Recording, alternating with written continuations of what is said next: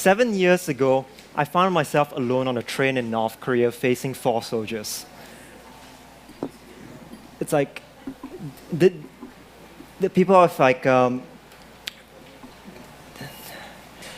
experience was really scary. I was like there thinking about, oh my God, what's going to happen to me? I was being questioned, and the other passengers have been told to get off the train. This was my first trip to Pyongyang. Today, I still ask myself, what am I doing in this place? I founded and run a nonprofit called Chosun Exchange, and we train North Korean entrepreneurs. We bring volunteers to lead workshops in the country, and we select the best candidates in North Korea to bring them overseas for further training and incubation programs. Often, when we think of this place, I'm sure you guys must be wondering, entrepreneurs, North Korea, how can these words fit together in a sentence? When you think of North Korea, often this probably is the image you have in your mind. Or maybe you think about refugees, as you rightly should. Or just maybe you might be thinking of this guy. This place is a very unique place. I remember kind of my first trip there, and I was like wondering, kind of what were these people thinking? What do they want to do? And I think the one thing that's kept me really coming back to this place is the experience of meeting North Koreans who see the world in an individual way. So I'll give an example. On my first trip there, I met a lady who told me that she wanted to be a female business leader. For me, this was a very individual aspiration. On another trip, I met a lady who told me that she wanted to be in the 3%. I asked her, 3% of what? And she said, the 3% of female CEOs who run Fortune 500 companies. It is these individual Koreans with the aspirations that contradict the image of these goose-stepping, brainwashed North Koreans that bring me back to this country every year. Working with these people is not easy. It's more than being shadowed in the streets of Pyongyang, kind of more than the numerous armed checkpoints that you have to pass through everywhere you go in the country. It is a simple act of communication that is the most frustrating experience.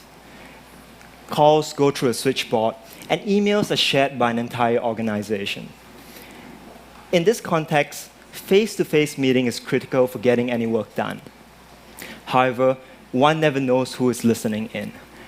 I remember on one trip, I was sitting with my colleague in the hotel room, and I was telling him about how cold the room was.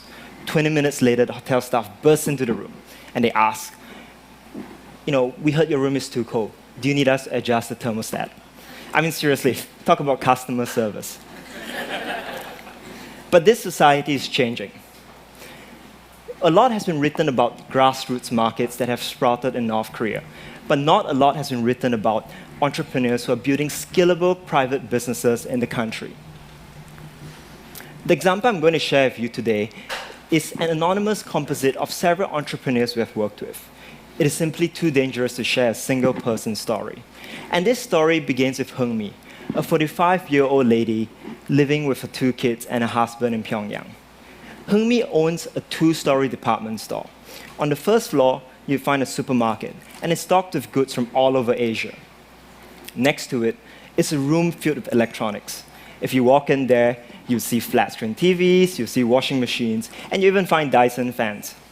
On the floor above it, she carries musical instruments, catering to parents who believe that musical training would give their kid an intellectual edge.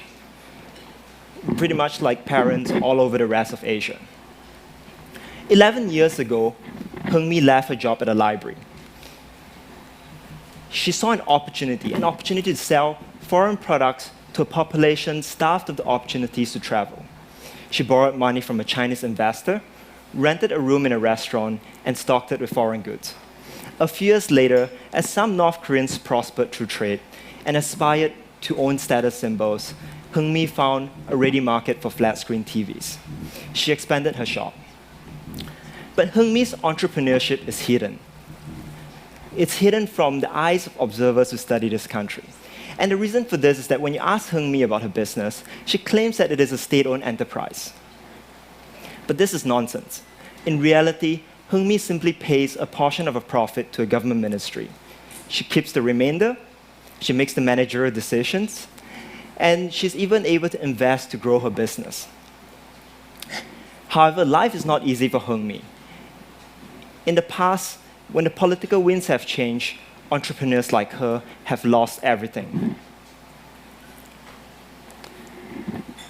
Entrepreneurs like Heung-mi are changing North Korean society. In the past, people would look to the government as a means to advance their social status. People wanted to climb the bureaucracy. Today, these same people are looking to the market. They're looking to set up their own enterprise. And this change is powerful. This change is not externally imposed on the country. Instead, it is about individual Koreans who are creating opportunities for themselves and their fellow people. North Korean entrepreneurs exist, and we can do more to support these people. Thank you.